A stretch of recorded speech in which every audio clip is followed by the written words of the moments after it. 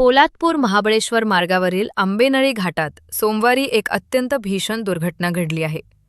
कोकणातून साताऱ्याच्या दिशेनं प्रवास करणारी एक स्कॉर्पिओ गाडी अनियंत्रित होऊन शेकडो फूट खोल दरीत कोसळली.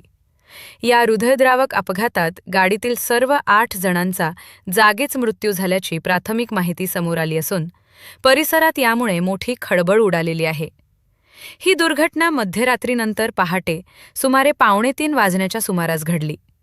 मिळालेल्या माहितीनुसार अपघातग्रस्त स्कॉर्पिओ गाडीचा क्रमांक MH11DN 2340 असा असून या वाहनातून प्रवास करणारे सर्वजण सातारा जिल्ह्यातील कोरेगाव तालुक्यातील आसगाव येथील रहिवासी होते.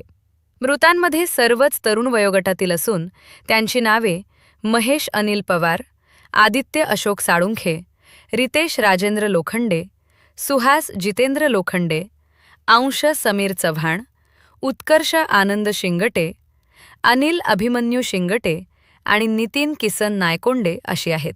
एकाच गावातील 8 तरुणांचा असा दुर्दैवी अंत झाल्याने आसगाववर शोककळा पसरली आहे. अपघाताची माहिती मिळताच स्थानिक प्रशासन आणि बचाव पथकांनी तातडीने हालचाली सुरू केल्या.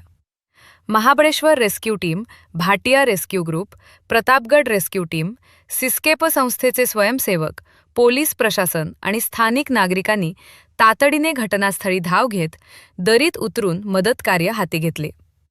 मात्र घाटातील अतिशय वळणावळणाचा आणि अवघड मार्ग, शेकडो फूट खोल दरीमुळे सुरुवातीला बचावकार्यात प्रचंड अडचणी येत होत्या. असे असतानाही सर्व यंत्रणांनी एकमेकांशी समन्वय ठेवत वेगाने काम केले असून सध्या हे बचाव ऑपरेशन अंतिम टप्प्यात पोहोचले आहे. सातारा आसगाव म्हणून साताऱ्यामध्ये गाव आहे, तालुका सातारा, जिल्हा सातारा.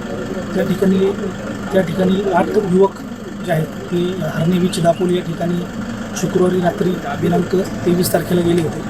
24ला पहाटे ते हरणे बीचवरून परत साताऱ्याकडे जात असताना पोलादपूर मार्गे आंबेनळी घाटामध्ये दाबेळगावच्या हद्दीमध्ये त्यांच्या गाडीवरचे नियंत्रण सुटून गाडी खोल दरीमध्ये 1000 फीट खाली कोसळली. एकूण 8 याच्यामध्ये प्रवासी होते. 8 पैकी 8 जे युवक होते ते याच्यामध्ये मयत झालेले आहेत. सह्याद्री त्याच्यानंतर या रेस्क्यू टीममध्ये आता सध्या प्रतापगड ट्रेकर्स, नंतर महाबळेश्वर रेस्क्यू टीम, त्याच्यानंतर आपली महाडची सिस्केप आणि सह्याद्री जी आहे आपली रोहीची, अशा 3 ते 4 रेस्क्यू टीम या ठिकाणी काम करत आहेत आणि लवकरात लवकर रिकवर करून नातेवाईकांच्या ताब्यात देतात.